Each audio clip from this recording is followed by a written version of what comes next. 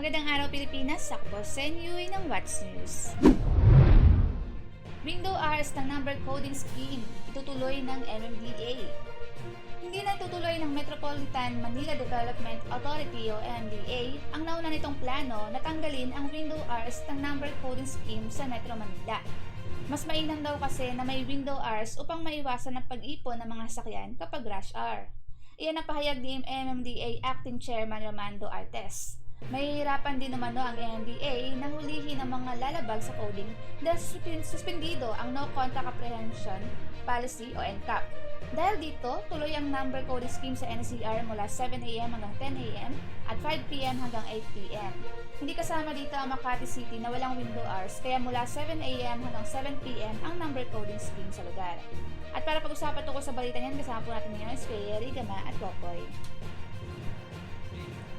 Yun. Sinabi nila na itatanggalin nila yung window hours. Tapos Naunang gusto nang tanggalin window hours. Kaso mahirapan daw sila hulihin yung mga lumabag. Dahil kasi wala na yung suspended yung no contact ticketing.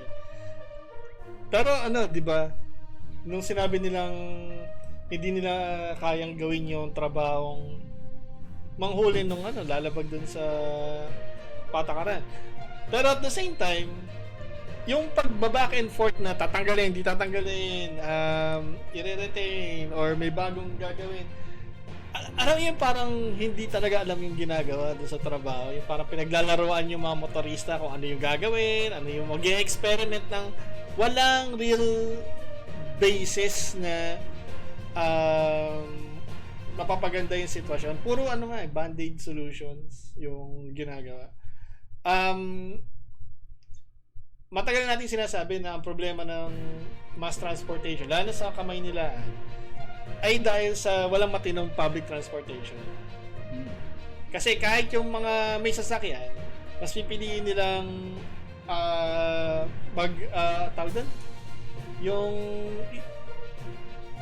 bumili park ng and park and fly ba yun? Gusto ko itawag yun. Sa mga pwede igarahe. Kasi pag nagkikita kami ng mga kapatid namin, mga kaibigan namin na magmumula pa sa mga south side ng Manila, minsan mag-meet kami sa gitna, like Ortigas, Shaw. Yung mga sasakyan nila, iniiwan nila sa tapos mag-MRT. Kasi nga, mas convenient. Diba? Kasi traffic ka lang. Kung tutusin, ako dati ako nagda-drive.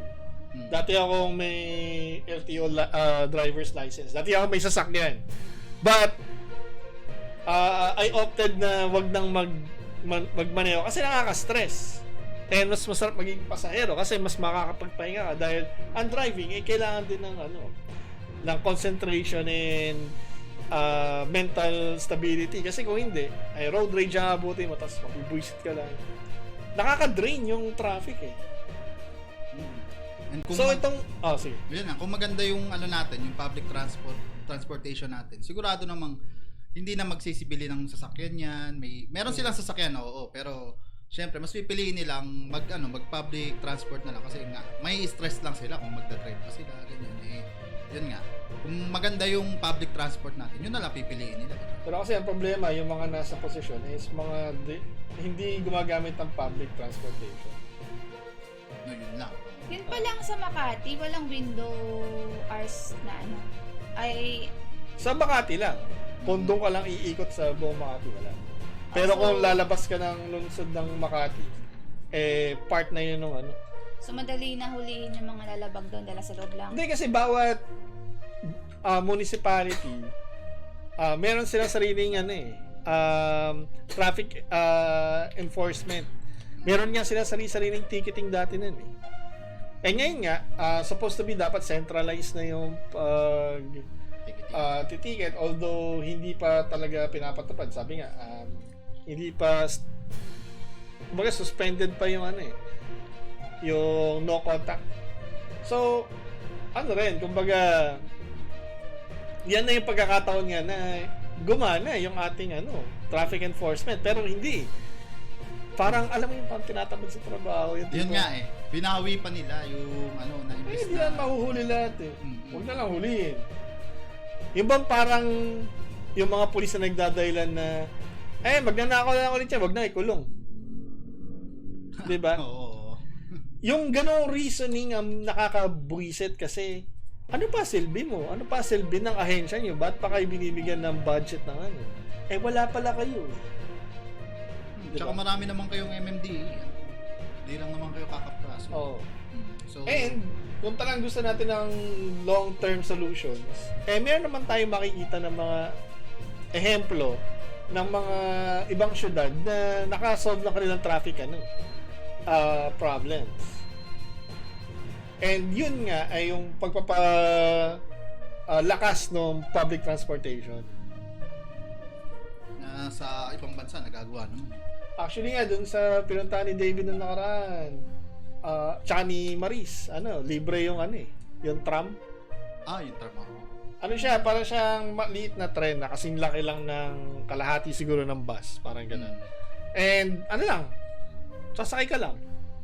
Parang dire-diretso siya. Diretso lang yun. Mabagal lang yung takbo niya, but parang hahakbang ka lang, tapos Kaya-kaya sumampa. kaya sumampa. And wala siyang bayad. Diba? And yung actually yung ibang lugar, dinideconstruct yung kanilang mga streets para i-accommodate yung mga bicycles. Diba? Sa ibang bansa, mas nakabisikleta. Kahit nga yung sa UK, mayroong mga parliament leaders na bisikleta gamit. Kasi kumbaga, hindi na kailangan yung mga malalaking sasakyan.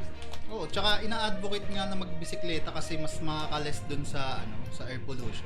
Hindi lang yun, pati yung sa economy na kumbaga, hindi ka gagastos. Yung pa, hindi ka gagastos. Plus exercise pa. Exercise pa. Ang daming benefits ng pagbibisikleta, pero yun nga, dahil may pera ako, bibili ko sa sakyan. Mga ganun yung... Dito kasi sa Pilipinas, baliktad eh. Oo. Abawa, aminin nyo at hindi, yung ibang mga magulang natin, ang iniisip na ikaw ay magiging successful pa, masasabing successful ka pa, may kotse ka.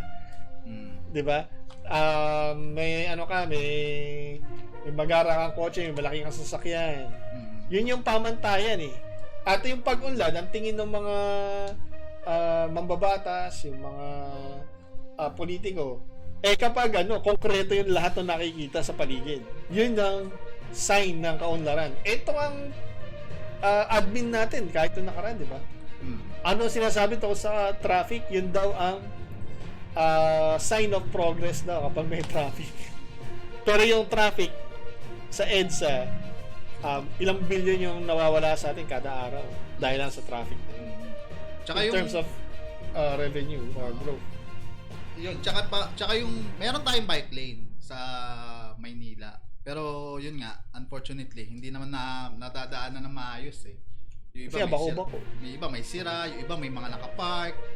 Yun yung hindi masolusyonan din ng nanguhuli sila nang dumadaan sa bike lane, pero kadalasan motor lang hinuhuli nila eh. Tsaka kadalasan, di ba, nanunutok ng bar. Yung bike lane lulusutan lang naman ng motor yan. Kunyari may nakapapaload kasi lumulusot sa bike lane, wala naman dumadaang bike. Tapos huhulihin nila yun. Pero yung mga nakapark dun sa bike lane na minsan yung mga nagtawag dito, yung mga may kukunin lang kunyari, may bibilin lang kunyari, nakasasakyan, hindi nila inuhuli. Yun yung mas malaking harang sa bike lane. Syempre gagawin ng bike? Lilipat dun sa sa mismong kalsada, which is mas delikado dun sa mga nagbabike.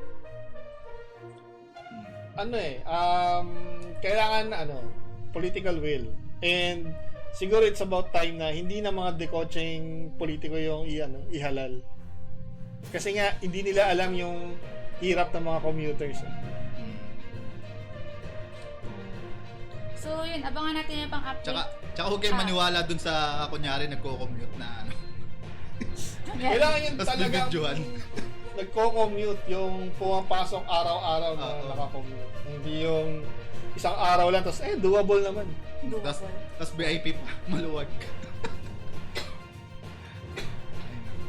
Abangan natin yan pa ang update patungkol dyan. At para po sa iba pang balita, manood lang po kayo ng What's News sa FPS Media NCA YouTube channel. At yan po ang ating What's News.